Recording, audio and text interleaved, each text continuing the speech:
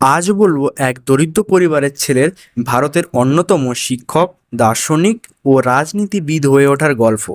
সালটা ছিল 1888 সাল। 5ই সেপ্টেম্বর তামিলনাড়ু তিরুতান্নিতে একটি তেলেগুভাষী নিয়োগী ব্রাহ্মণ পরিবারের জন্ম। বাবা পেশায় জমিদারের অধীনে রাজস্ব বিভাগের স্বল্প বেতনের কর্মচারী। তাদের সংসারে দারিদ্র্য ছিল নিত্যসঙ্গী। ছেলেটি আর কেউ নন, ডক্টর সর্বপল্লী রাধাকৃষ্ণান। বাবা সর্বপল্লী বীরস্বামী এবং মা সীতাম্মা। এবার আসি কিভাবে একটি মধ্যবিত্ত পরিবারের ছেলে রাধাকৃষ্ণন হয়ে ওঠেন ভারতের অন্যতম একজন ব্যক্তি। প্রাথমিক শিক্ষা তিরুত্তান্নির কেবি হাই স্কুলে সম্পন্ন হয়। তিনি ছোটবেলা থেকেই মেধাবী ছিলেন। তার শিক্ষা গ্রহণে বিভিন্ন বৃত্তি সহায়ক ছিল।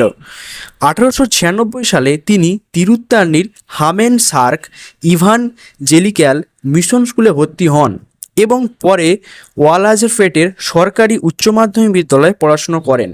এরপর ভেলোরের ভুরাহিস কলেজের থেকে এফএ পরীক্ষায় উত্তীর্ণ হয়ে তিনি মাত্র 16 বছর বয়সে মাদ্রাজ খ্রিস্টান কলেজে ভর্তি হন। দর্শনে তার গবেষণার বিষয় ছিল বেদান্তের নীতিশাস্ত্র এবং আদিবিদ্যাগত অনুমান। শিক্ষা জীবনে উন্নতির আর এক ধাপ বেড়ে গেল যখন মাত্র 20 বছর বয়সে তার লেখা গবেষণামূলক প্রবন্ধটি অধ্যাপক অ্যালফ্রেড জর্জ হক অত্যন্ত প্রশংসা করেন। পরে এই প্রবন্ধটি প্রকাশিত হয়েছিল। এবার আসা যাক কর্মজীবন। এমএ পাস করে সর্বপল্লী রাধাকৃষ্ণান মাদ্রাজ প্রাদেশিক শিক্ষা পরিষেবায় যোগ দেন। মাদ্রাজ প্রেসিডেন্সি কলেজের অধ্যাপনা তিনি শুরু করেন। 1911 সালে তিনি সহকারী অধ্যাপক পদে উত্তীর্ণ হন এবং 1916 সালেই রাজা মুন্দ্রি কলেজের অধ্যাপক হিসাবে যোগদান করেন। পরে 1918 সালে জুলাই মাসে মহীশূরের মহারাজ কলেজে যোগ দেন। এর ঠিক 3 বছর পর 1921 সালে স্যার আশুতোষ মুখোপাধ্যায়ের আমন্ত্রণে তিনি কলকাতা বিশ্ববিদ্যালয়ে পঞ্চম জর্জু অধ্যাপক পদে নিযুক্ত হন। এছাড়াও তিনি একাধিক কলেজে 1948 সালের জানুয়ারি মাস পর্যন্ত শিক্ষকতা করেছেন। তিনি শুধু ভারতের একজন আদর্শ শিক্ষক ছিলেন না, তার পাশাপাশি ছিলেন একজন রাজনীতিবিদ। 1952 সালে স্বাধীন ভারতের প্রথম উপরাষ্ট্রপতি হন। 1962 সালে তিনি রাষ্ট্রপতি পদে নিযুক্ত হন। 1967 সাল পর্যন্ত তিনি রাষ্ট্রপতিত্ব করেন। ভারত তথা বিশ্বের কাছে তিনি তার কিছু অমূল্য সৃষ্টি রেখে গেছেন, যেমন an idealist view of life. 1975 সালে প্রগতিতে ধর্মের অবদান বিষয়ক রচনার জন্য তিনি টেম্পলটন পুরস্কার পান। তার প্রথম গ্রন্থ ছিল the philosophy of Rabindranath Tagore.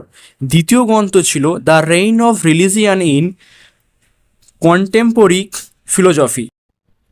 সবশেষে আসি কেন ডক্টর সর্বপল্লী রাধাকৃষ্ণনের জন্মদিন আমরা শিক্ষক দিবস হিসাবে পালন করি। তিনি তার জীবনে শিক্ষার উন্নতি, প্রগতি এবং মানব কল্যাণের কাজে নিবেদন করেছিলেন। তিনি হেল্প এজ ইন্ডিয়ার প্রতিষ্ঠিত করেছিলেন, যেটি অসহায় বয়স্ক মানুষদের দেখাশোনার জন্য একটি অলাভজনক সংস্থা। 1962 সালে জাতীয় শিক্ষক সংস্থা তার জন্মদিনটি শিক্ষক দিবস হিসাবে পালন করার সিদ্ধান্ত নেন।